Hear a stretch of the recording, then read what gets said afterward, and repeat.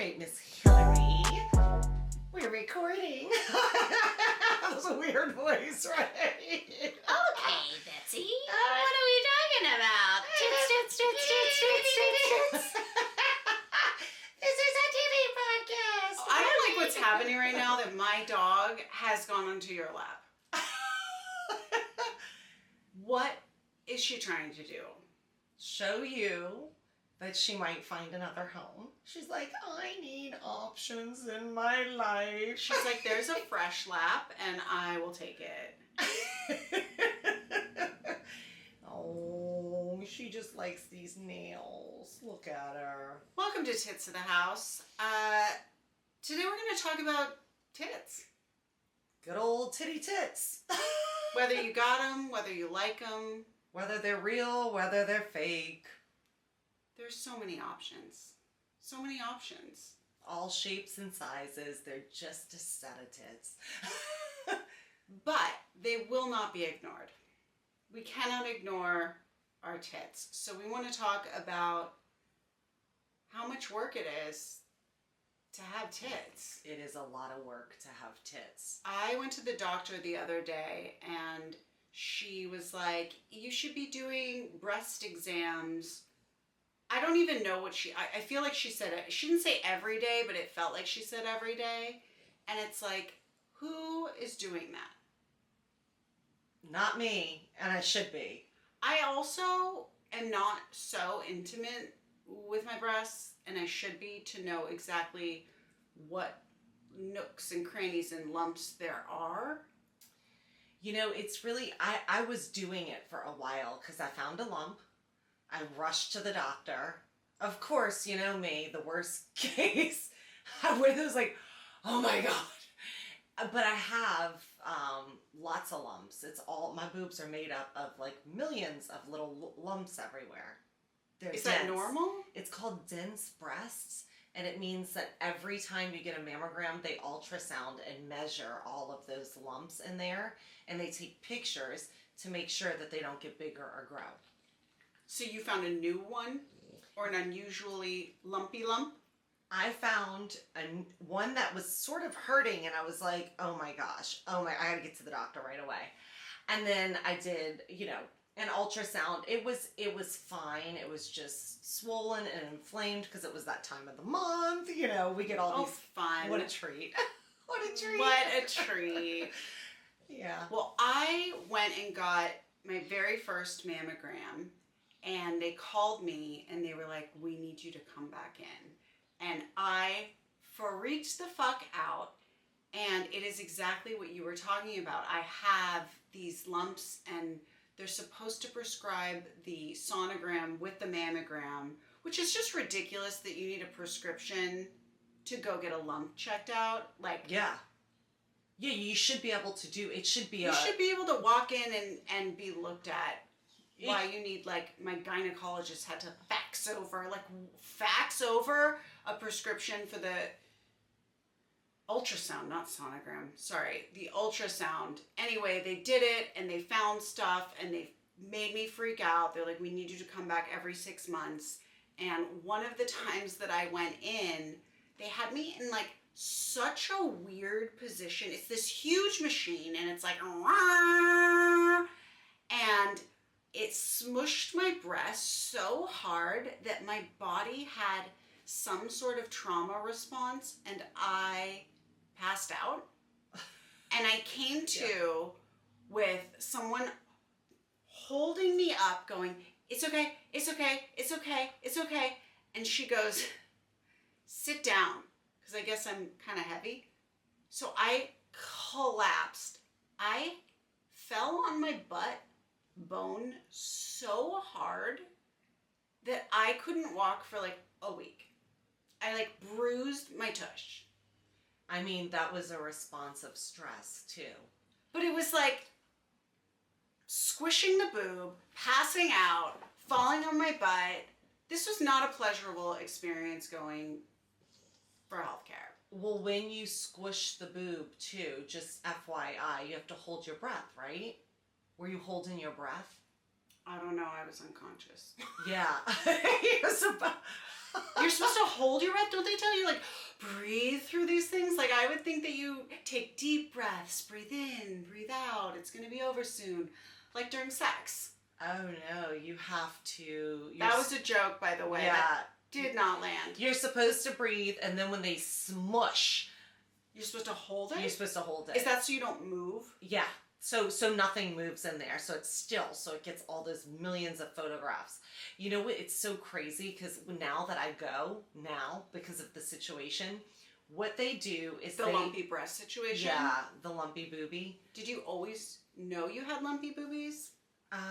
You know, no, not until I went to get a mammogram, but I did get a mammogram way earlier than you're supposed to get a mammogram. Years. I've been getting them for years because of the lumpy breast situation. Yeah. Because it's not just, here's the thing, it's not just could this lump be cancerous, or there are certain lumps that you have in your breast that you have to get removed because they can grow the size of a grapefruit or a watermelon. You could have a citrus fruit in your breast. And not even know it. But when they take off and grow, that's why they do like needle tests. Biopsies. Yes. Let me just tell you, my mom did have a mastectomy on the one breast.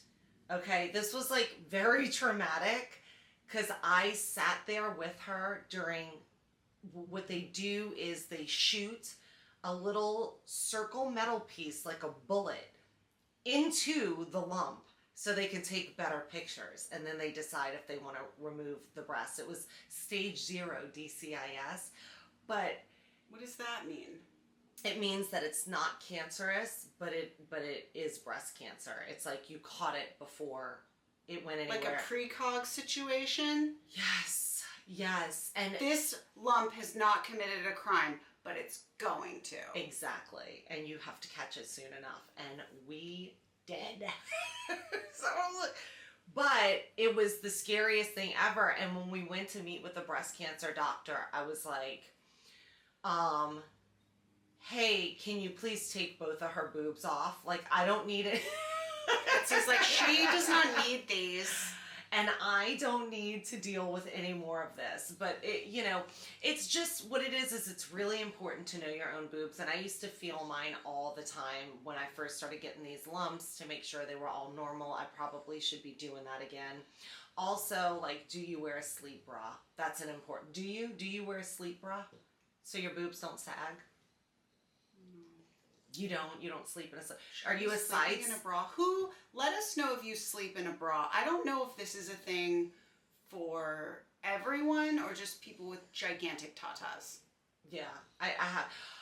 It never. I've seen those silicone sheets that you put that go like right here so that your boobs don't wrinkle in the décolleté area. Yeah, that's part of it because the skin never stops growing. Yay! The skin never stops growing. Betsy constantly horrifies me with facts about body parts that never stop growing. I thought it was just your nose and your ears, but it's your skin? It's your skin never stops growing. Is that why it sags? Yeah, that's why it sags. It's not from losing collagen and elastin? That's part of it too, but apparently your skin never stops growing. That's why you have like your eyebrows fall down. I don't know if this is real.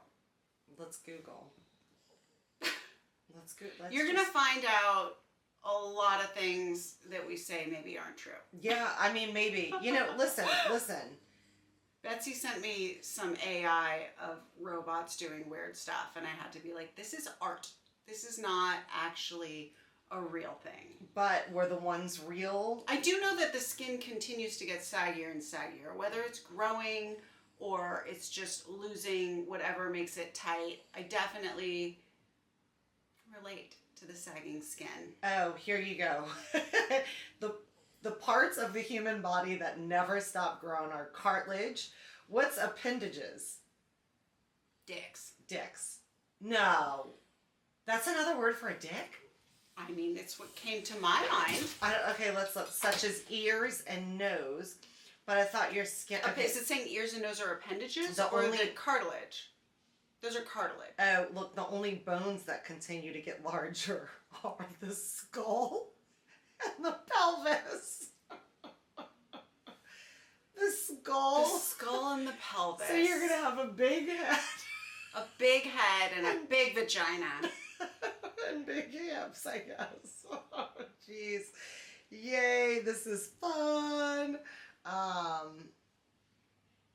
Okay, well this is a really interesting. I don't know. Listen, getting older sucks. Yeah, A lot of good things come with it, but the stuff that happens physically is just absolutely horrifying. It's really sad, is what it is. It's like, why? When you get smarter, you get atrociouser looking. Like, You make up words like atrociouser. yeah. Atrociouser.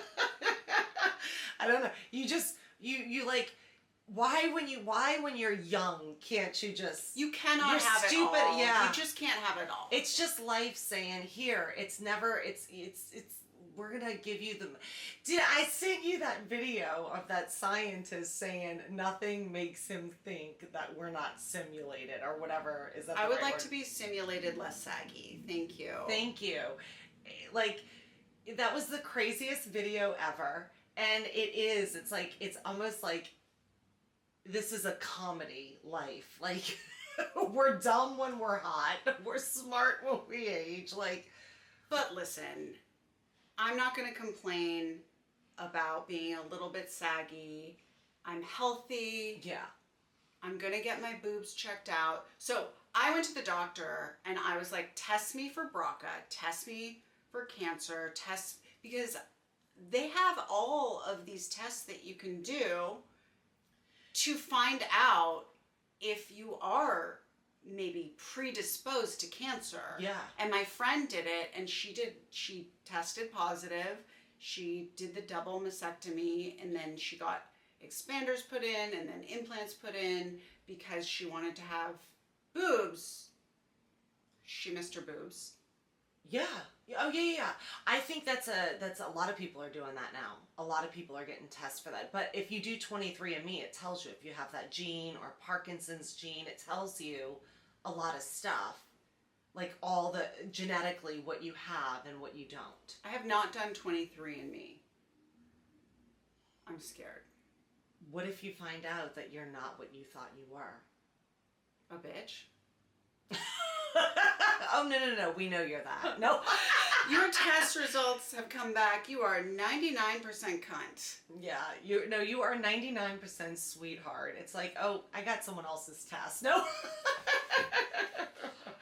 I am worried about finding out that I have like long lost white trash relatives.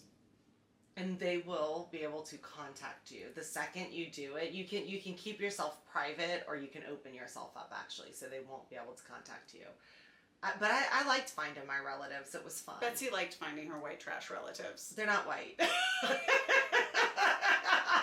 They're black. Well, that's exciting. Yeah, no, it was exciting. Not what you were expecting? No, not what I was expecting. But it was interesting because like my cousin's coming in town like next week, and I'm so excited to see her. And it's like every time I see her, I'm like, oh my God, like we really are family. Do you guys look alike? No, because my mom has like, she's my mom's cousin, and she has a little bit of a different shaped nose, like a little bit of a pointier nose. My mom has a little bit of a wide base nose. I look like a mailman's child. I don't know who I look like. I actually look exactly like my dad, but a white version of if my dad was a white man. I look like the white version. And your mom thinks you look like her. Just like her. And every time I take her to the doctor, they're like, and how do you two know each other? And I'm like, I'm her daughter. My mom gets so upset. You've seen my mom. Yeah. I look like... I think you look a little bit like her. You do? In the eyes, for sure. Okay. All right. But no one wants to feel like they look like their mom. Oh, I wouldn't even care if I look like... I just don't think many of us look like my mom. Sophia has my mom's nose, but that small version of it, like the little tiny bubble version of it. But we, like, I don't know. Yeah, it's weird. We do not, we all look so different, me and my sisters. I don't have time for long lost relatives. Why? I'm busy with these kids. But what if they can come help you with these kids? No one's coming to help me. No one's coming to save me. I am on my own here. Well, look, I will tell you this, it is interesting to do 23andMe because you find out if you have, like, the eye problem, the BRCA. So you did the BRCA test. What ended up happening? Everything came back negative.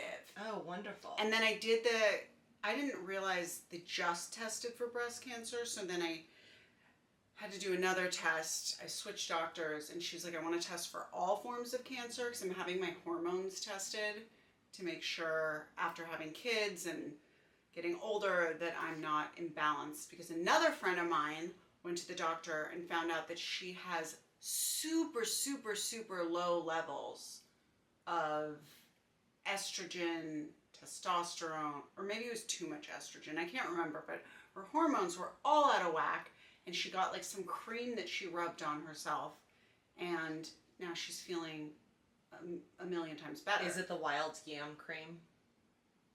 I don't think that it's from a vegetable. I think it's from a pharmacist. But you haven't seen that all over TikTok, or no? We have different ads. Oh, it's like everybody's doing this wild yam. Please talk to your doctor before you buy yam cream off TikTok. Yeah, but I think people just buy it. Even if, there's like a certain amount of people that just, even if they do take the medication, they do the natural stuff too.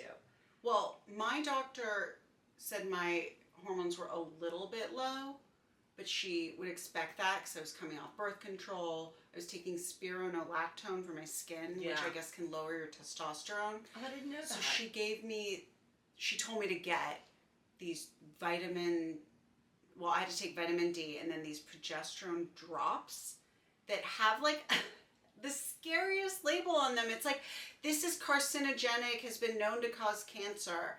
And it is like, oh yeah, everything with women's health is complicated. You want to fix this problem, use this product that can cause cancer.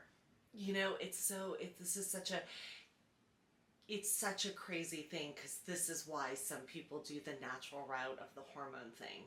But it doesn't mean that it's going to work out. So, Suzanne Summers wrote a book all about natural aging and going through menopause and like what she took naturally. And she die of cancer? Yes. Oh. So it's like, but the important thing here is you do have to check your boobs. Wear a sleep bra. Okay, because what does the sleep bra do? Besides hold it in, it's not going to prevent cancer. Oh no, it's not going to. Please, if a sleep bra could prevent cancer, I'd be like wearing one on my head. Big Pharma doesn't want you to know that all you have to do is wear a bra. Well, plastic surgeons might know. I'm just joking. No, it holds your boobs in. So like when you lay on your side, like your boob falls. So when you lay down, do your boobs disappear? Yeah, everybody's do.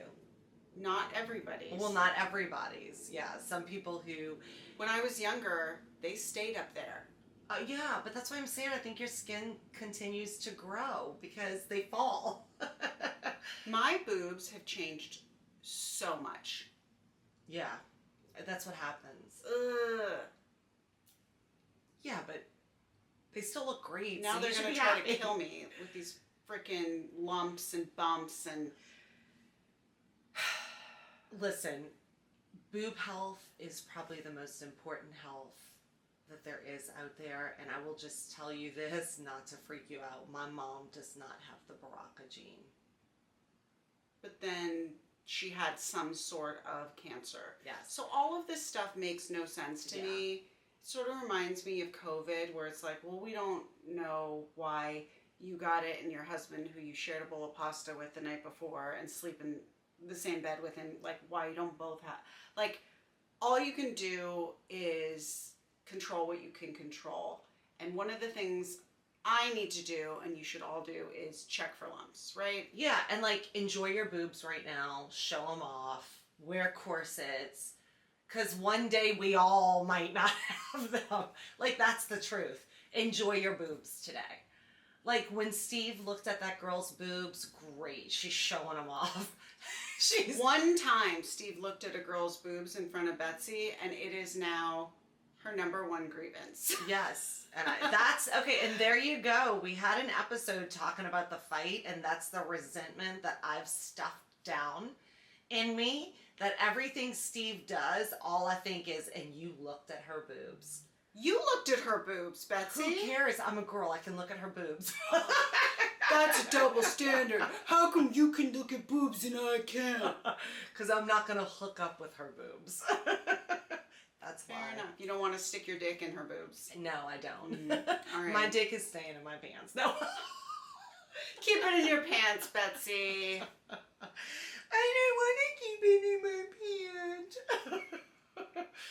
I remember after breastfeeding. So when you breastfeed, your boobs, first the milk comes in, and they were rock hard. I mean, like, it was insane how I was like, this is my body. I don't understand.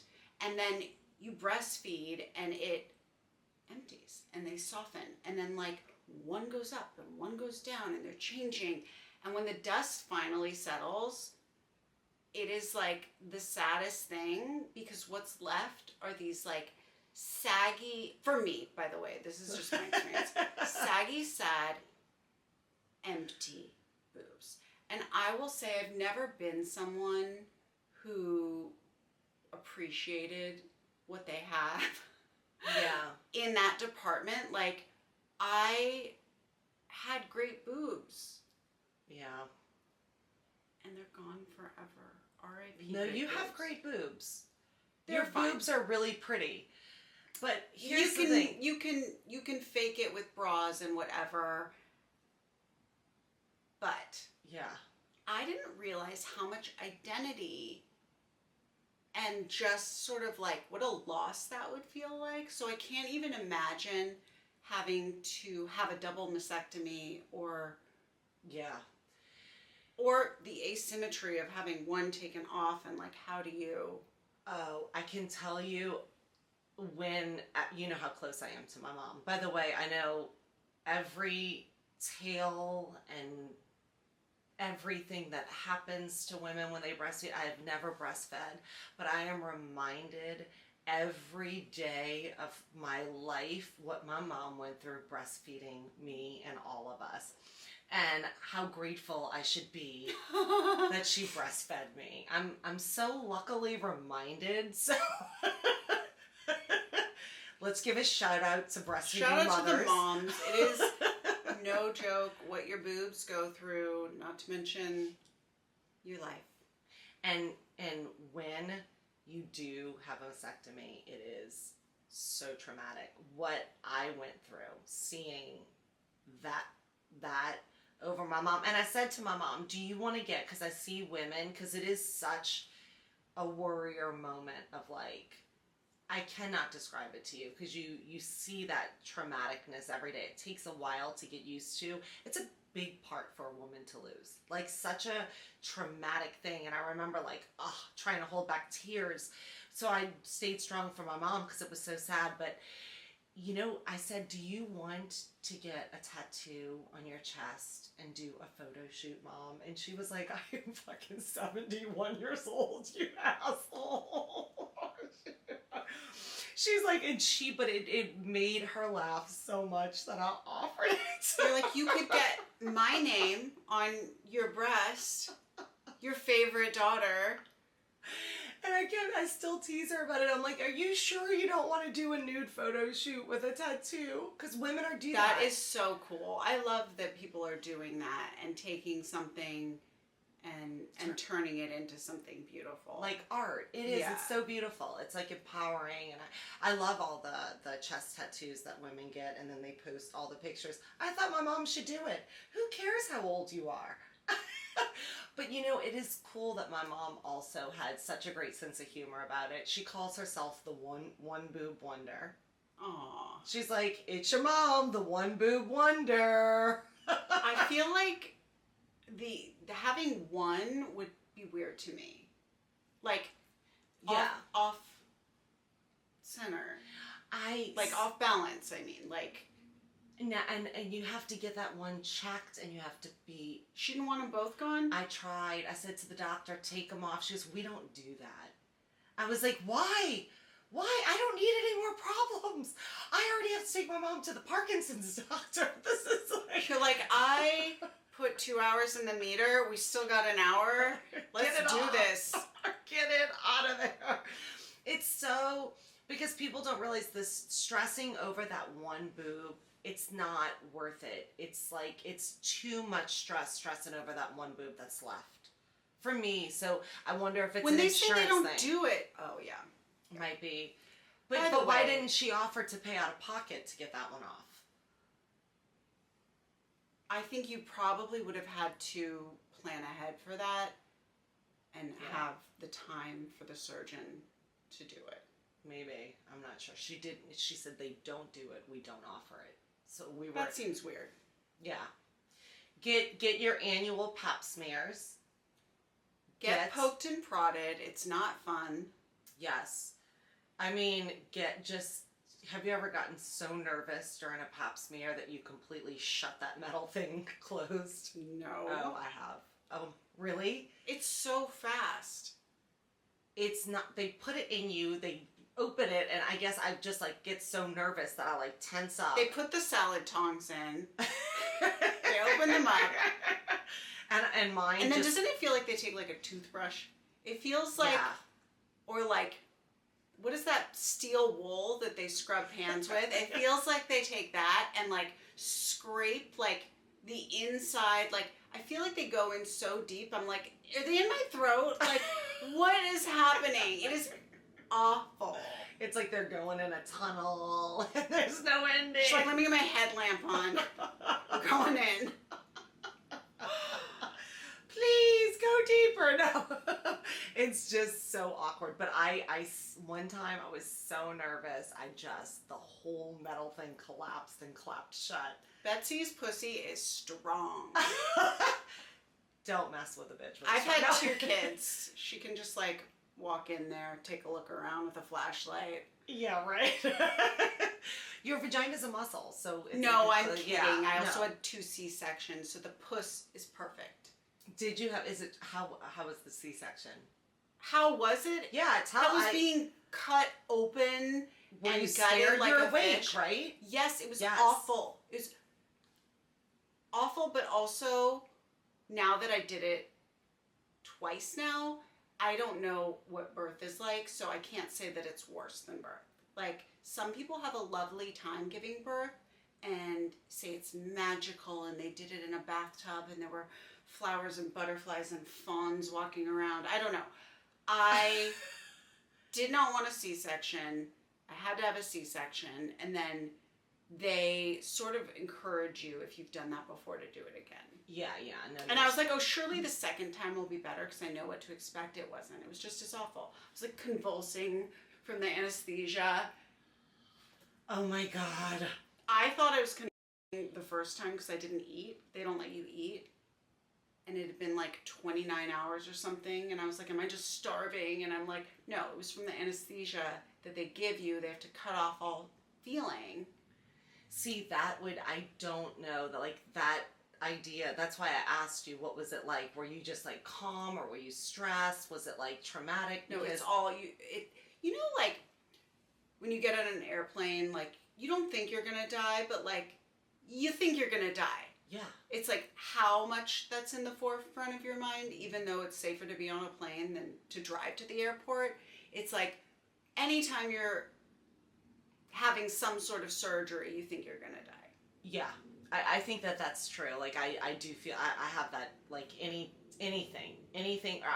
or with my mom. When my mom had her hip replacement, I was like, oh my God, oh my God. And I'm like, she's going to be fine. Calm down, Betsy. It's just out of your control. It's out of your control and it's out of your comfort zone. You can't, there's nothing you can do. It's in someone else's hands. And that's what's scary.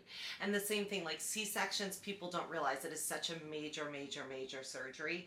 And to me, the part of your body being numbed and the other part not is what would freak me out. If I couldn't feel this part of my body and could feel this, like that would start to. Well, they don't let you the walk panic. or do anything. Like it's not like you're just laying But there. you know. Yeah. But you know, because Yeah. you're having people touch on you and nothing's happening. That. Well, a baby's coming out. They're gonna hand you a baby. Stuff is happening. Things are changing. So.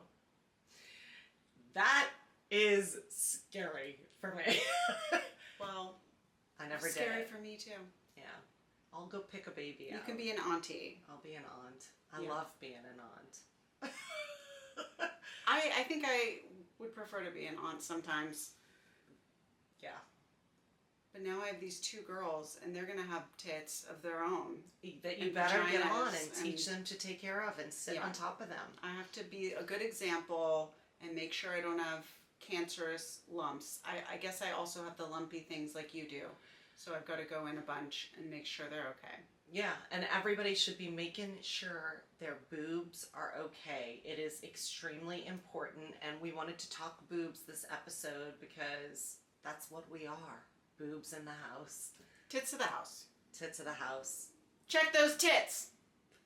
And let other people check them out too while you have them. Show them off if you want to. Yeah, enjoy the tits. Yeah, cover them up if you want to. Secret tits. Tattoo them, pierce them.